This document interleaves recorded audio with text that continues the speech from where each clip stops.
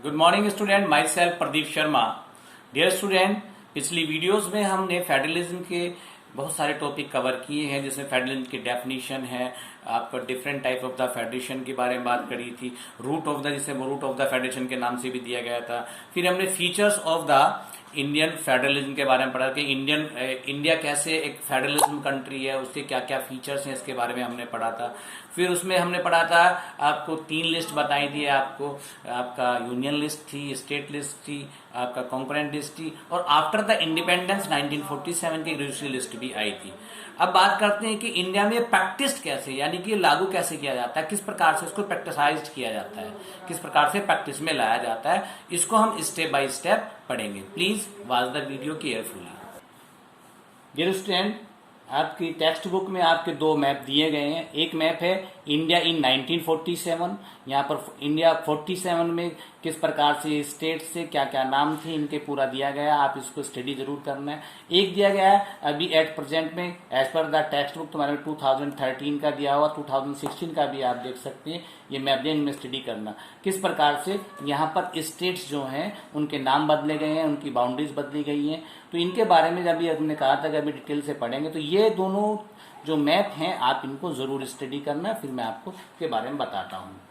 अब आता पहले, सबसे पहले आता है किस प्रकार से इंडिया में फेडरलिज्म जो प्रैक्टिस किया जाता है, तो उसके लिए हम बात करेंगे। सबसे पहले आता है लिंग्विस्टिक स्टेट। यहाँ पे एक वर्ड दिया गया लिंग्विस्टिक। लिंग्विस्टिक वर्ड से मतलब क्या है, यानी कि भाषीय, भाषा के आधार पर स्टेट, भाषा के आधार पर स्टेट का बाउंड्रीज सेटिस्फाई करना, उसको नामांकित करना। जब जो भारत आजाद हुआ था तो उसके बाद जो है भाषा के बेस पर जो मोस्टली क्या था, लिंग्विस्टिक स्टेट को किया गया था कि जैसे अभी हम तेलुगु बोलते हैं, तमिल बोलते हैं या हिंदी बोलते हैं, उसके बेस पर किया गया था। लेकिन यहाँ पर कभी कभी ऐसा भी होता था, ऐसा नहीं कि सभी स्टेट भाषा के बेस पर ही हमने वो किए गए, कुछ आपके कल्चर के बेस पर, ट्रेडिशन के बेस पर या एथनिसिटी के बेस पर भी उसको किया गया है। भाषा के अभी शुरू में जब ये लिंग्विस्टिक स्टेट बना रहे थे तो बहुत सारे जो यहाँ पर जो हमारे पॉलिटिकल लीडर्स थे, उनका ये मानना था कि इससे ऐसा तो नहीं कि डिसइंटीग्रेशन हो जाए, यानी कि देश का फिर विभाजन हो जाए, क्योंकि वो अपने आप को सर्वोपरि समझेंगे।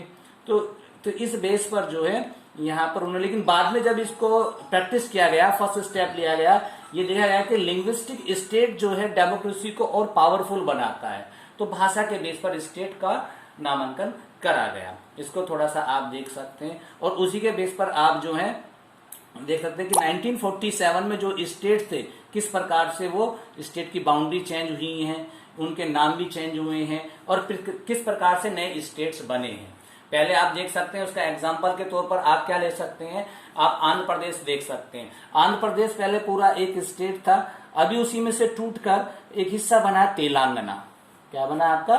तेलंगाना। तो इसी प्रकार से न्यू बाउंड्रीज भी फॉर्म्ड हुई हैं, न्यू स्टेट भी फॉर्म्ड हुए हैं, तो न्यू टेरिटरीज बनाई गई हैं। ये सारी चीजें लिंग्विस्टिक स्टेट में आपको मिलेंगी, जिससे कि आज की डेट में लिंग्विस्टिक बेस पे ही हम मान सकते हैं।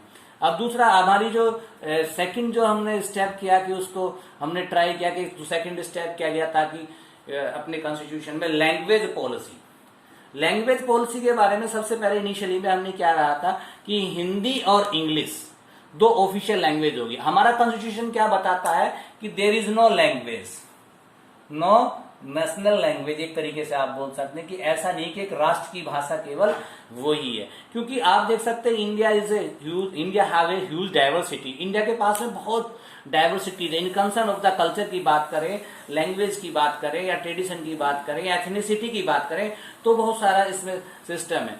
तो जब इंडिया ने कहा कि 2 लैंग्वेज में आपका हिंदी और English as a official language होगी, तो इसका जो है बहुत सारे लोगों ने, जो साउथ वाले, जो मोस्टली साउथ का है, तमिलनाडु है, ये वहां पर क्या एक वॉयलेंट रिवोल्ट हो गया। बोला कि हमें हिंदी तो आती नहीं है, हिंदी आती नहीं है तो हम कैसे काम करेंगे। 1965 में इंग्लिश को बंद कर देगा, इंग्लिश का जो है यूज जो है इंडिया में बैन है 1965 में।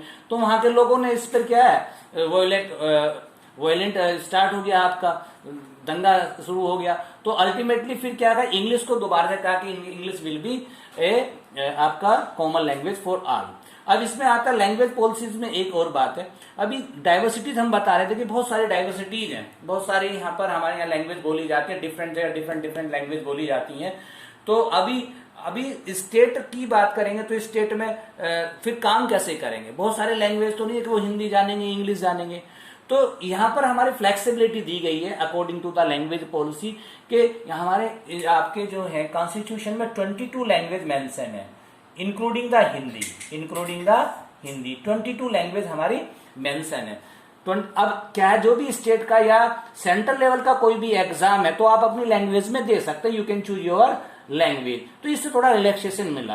तो ये लैंग्वेज पॉलिसीज भी हमारी बहुत अच्छी। अब ये इस लैंग्वेज पॉलिसीज में हम एक और बात करना चाहेंगे, आपने देखा था श्रीलंका की जो हमने एथनिसिटी देखा था, वहां पे बुद्धिज्म था, सिंघाला कम्युनिटी थी, तो सिंघाला को उन्होंने जो एक नेशनल लैंग्वेज बना दिया था, तो वहां पर किस प्रकार से सिविल वार हो गया था। तो उसको ध्यान में रखते हुए हमारे पॉलिटिकल लीडर ने इस बात को ध्यान में रखा कि जो भी एग्जाम हो, अगर स्टेट लेवल पर एग्जाम हो रहे हैं तो आपको वो आपकी लैंग्वेज में आप उसे दे सकते हैं। या सेंट्रल गवर्नमेंट का कोई भी एग्जाम है, अगर आपने इन 22 लैंग्वेज जो शेड्यूल्ड है, शेड्यूल्ड मतलब लिस्टेड है, उसमें आप एग्जाम दे सकते हैं।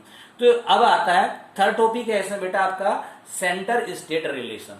सेंटर स्टेट रिलेशन की बात करें, अगर 1990s तक की भी बात करते हैं तो पहले क्या हुआ करता था, जैसे हमारा वर्टिकल पावर शेयरिंग सिस्टम हमने बताया था, इसमें सेंट्रल गवर्नमेंट जो मोर पावरफुल होती है देन द स्टेट गवर्नमेंट और लोकल गवर्नमेंट में। तो अगर सेंटर में किसी एक पॉलिटिकल पार्टी की पूरी आपका मेजोरिटी है और वो वहां पे गवर्न करना है और स्टेट में भी वो पार्टी गवर्न कर रही है, तो उसमें कहीं ना कहीं फिर वो स्टेट वाला अपने अकॉर्डिंग टू द कॉन्स्टिट्यूशन वो, क्योंकि एक ही पार्टी के लोग, तो उससे अपने वेलफेयर के लिए ढंग से काम नहीं कर सकता था।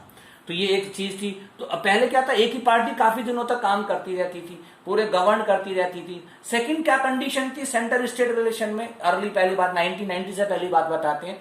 अर्ली स्टेज कंडीशन में ये था कि जो सेंटर में किसी अदर पार्टी की गवर्नमेंट है और स्टेट में किसी अदर पार्टी की गवर्नमेंट है, तो वो उसको जो वैसे आराम नहीं लेने देती थी, यानी कि उसको ढंग से वर्क नहीं करने देती, ना उसको टैक्सेशन या अदर वे में उसको रिवेन्यू कलेक्शन में उसको दिक्कत करती थी, और उसको वो डिसमिस का जो डर था वो हमेशा लगा रहता था। लेकिन 1990s में बहुत सारे स्टेट में regional party, powerful regional parties का अमर्ज हुआ।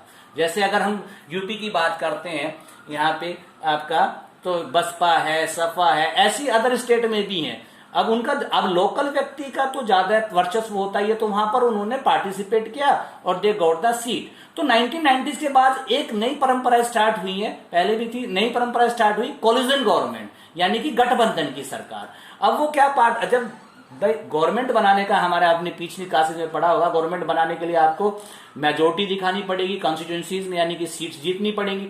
तो उसमें क्या था, आपका मेजोरिटी स्टार्ट करने के लिए तो वो जो रीजनल पार्टी थे वो भी उसमें इन्वॉल्व होने लगी।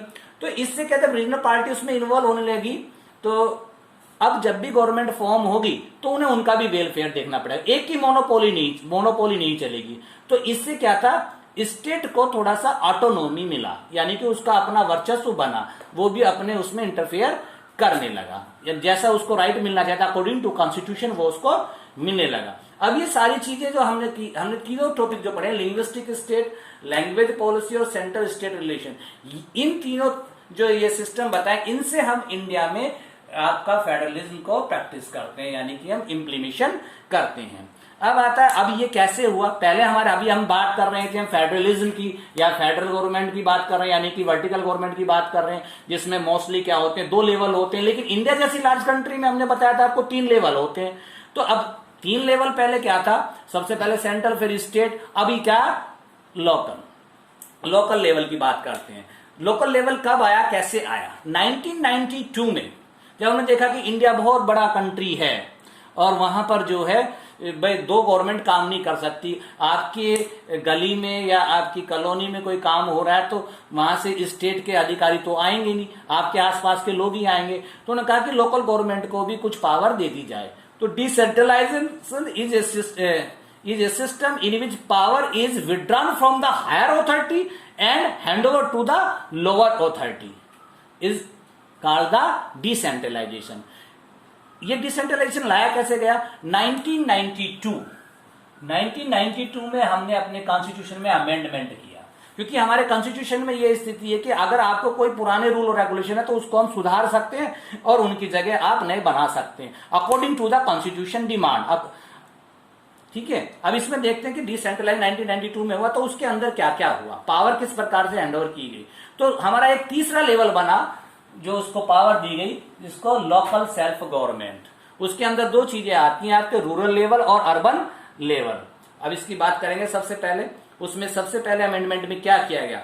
Mandatory election, regular election in the local government. पहले क्या था, लोकल गवर्नमेंट में गांव की बात करें उसमें करें तो मैंडेटरी रेगुलर इलेक्शन नहीं था। अगर अर्बन में तो उसको क्या कर दिया, मैंडेटरी या रेगुलर इलेक्शन कर दिया कि जैसे आपका स्टेट में या सेंटर में होता है तो उसके लिए भी मैंडेटरी रेगुलर आपका ये होगा, इलेक्शन होगा। दूसरा क्या था, स्टेट इलेक्शन कमीशन। अगर लोकल गवर्नमेंट का जो इलेक्शन है कौन कराने की कंडीशन, किसके अंदर पावर है, वो है स्टेट इलेक्शन कमीशन। वहां पर जो लोकल गवर्नमेंट में आपका रेगुलर इलेक्शन कराएगा। तीसरा था seat reserve for the women and the SC and ST। जब अमेंडमेंट हुआ तो इसमें क्या था, लोकल गवर्नमेंट में सीट रिजर्व कर दी गई for women and SC and ST। कितना सीट रिजर्व किया हमने? 1/3।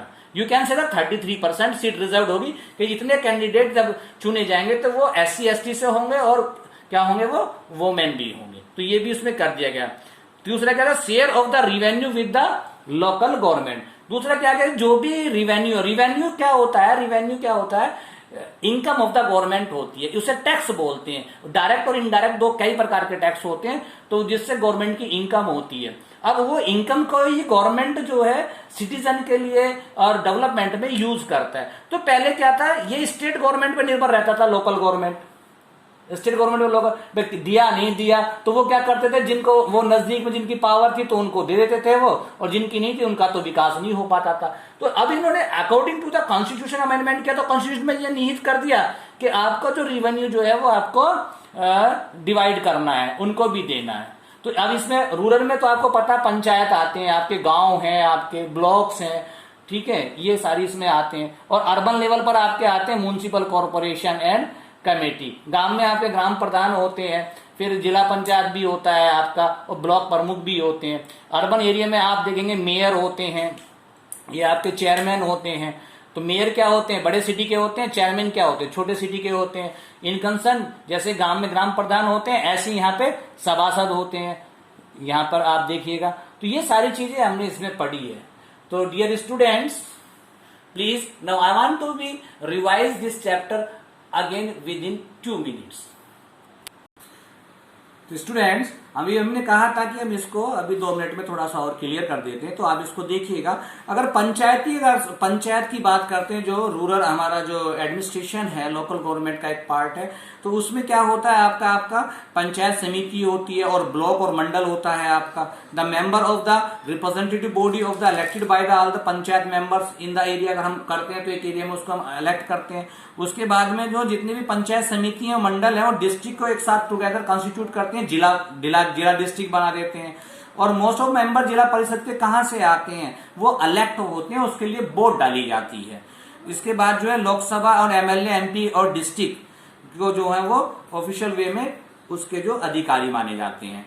ऐसी अभी हमने आपको बताया था कि अर्बन एरिया की बात कर रहे हैं तो उसमें आपका चेयरमैन होता है, आपने देखे सभासद होते हैं, मेयर जो है बड़े सिटीज के लिए होते हैं, बाकी उनकी पावर्स इतनी होती हैं। तो डियर स्टूडेंट्स, इस चैप्टर में हमने क्या क्या सीखा। सबसे पहले हमने डेफिनेशन ऑफ द फेडरलिज्म के बारे में कहा कि डिफरेंट लेवल्स की गवर्नमेंट होती है, स्पेशली मोस्टली 2 टाइप्स की होती है, लेकिन इंडिया जैसी लार्ज कंट्रीज में 3 प्रकार की होती है।